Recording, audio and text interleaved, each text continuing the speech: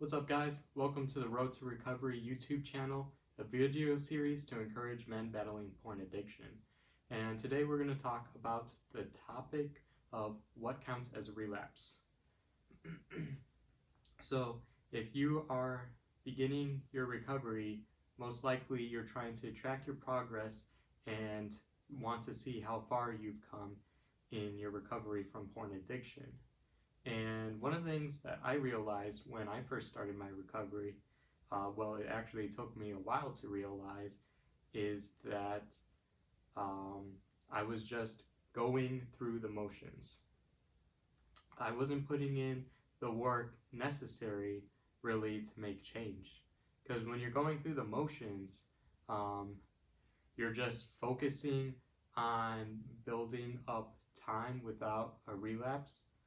Building up time, just staying away from porn, but you're not really putting in the work necessary to stay off of porn and change your mindset.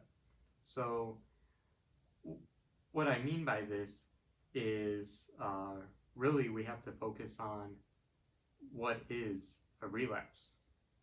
If you frequent any type of forums online that have to deal with ending porn addiction, you'll see people asking questions about, I started edging and I almost finished, but I didn't, so that was a close call.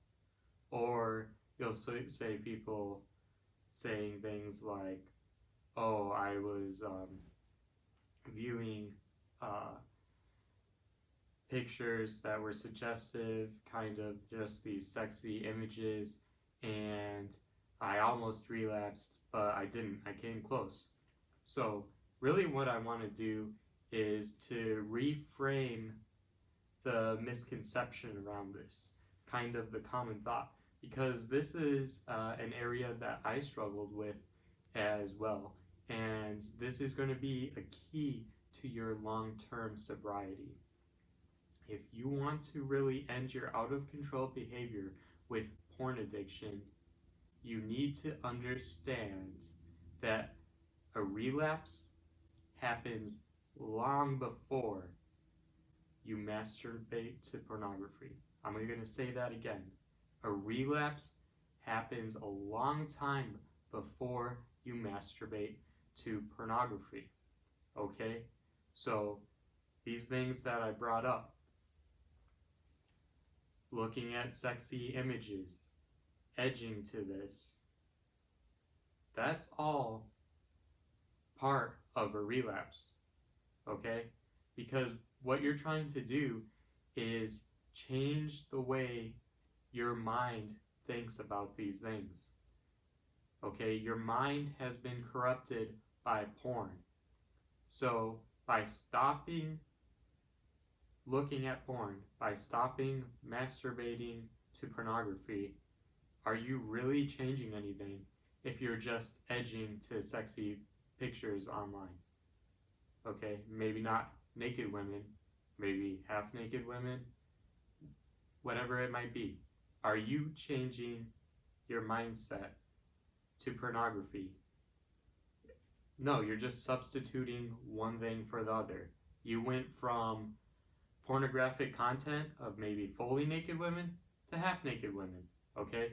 You went from porn stars to Instagram models, okay? So you see, these are really the same thing. So I don't want you guys to be confused about this because, again, this is the key to long-term sobriety. Understanding how this can lead to a relapse, okay? If you're edging to any sort of content, you're not in control. You're not in control of your behavior. If you're acting out to something that you replaced porn with, okay? These are all substitutions, and I'd like for you to think about it like this, okay? when I was in the beginning stages of my recovery, I had, um, my wife had confronted me about it, and I told her, of course, that I would stop looking at porn, right?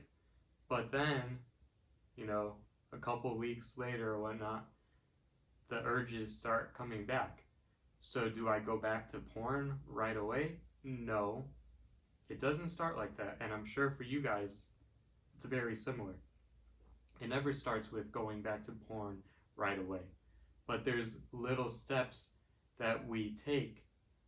There's little ways we justify it in our minds that lead us back to porn. What do I mean by this? Well, just browsing through Instagram. Let me go on the explore page. Let me see what I find on there. Maybe I'm not looking for anything suggestive, but maybe something suggestive comes up, and maybe I don't click on it. Maybe I just give it a quick glance, okay? And then maybe next time I do click on it, and then I search for more, okay? These are the little rabbit trails that lead to a relapse. So going back to what I said before, a relapse happens long before you masturbate to pornography, okay?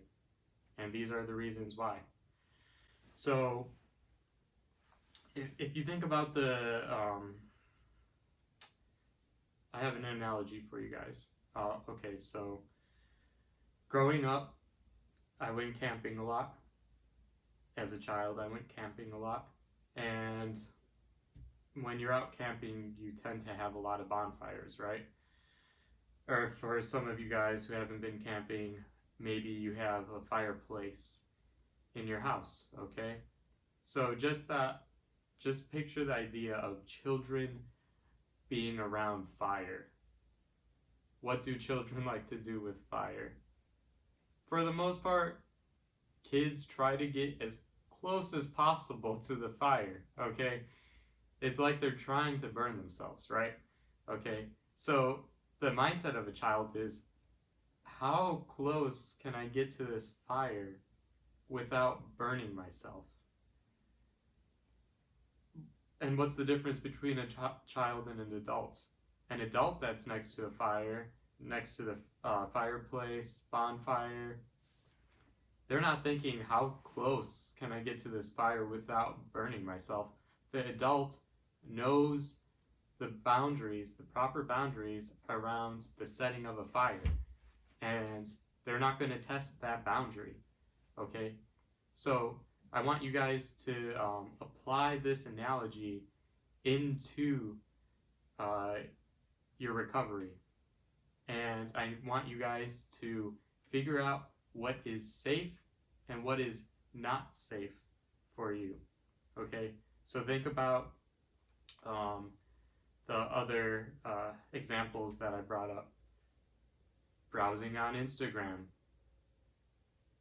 Are you getting close to the fire? Watching movies with sexual content. Are you getting close to the fire?